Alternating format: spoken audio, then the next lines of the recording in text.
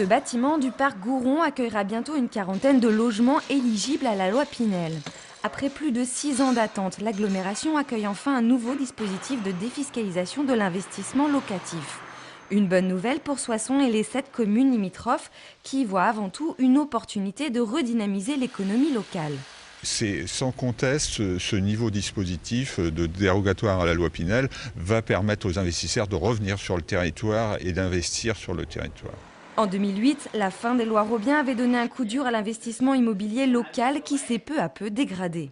On a constaté au niveau de l'investissement dans Soissons, je dirais intramuros, qu'il y avait peu d'édifications d'immeubles neufs, que ce soit pour des résidences principales ou du locatif, puisqu'il n'y avait pas tellement d'avantages qui étaient donnés, je dirais, à la pierre. On peut penser d'une manière, je dirais, égale que si la loi favorise l'investissement locatif des particuliers, des privés, eh bien, on verra revenir les promoteurs. Autre argument, la population de l'agglomération est croissante depuis quelques années. Aussi, la création de ces logements neufs va permettre de diversifier l'offre locative.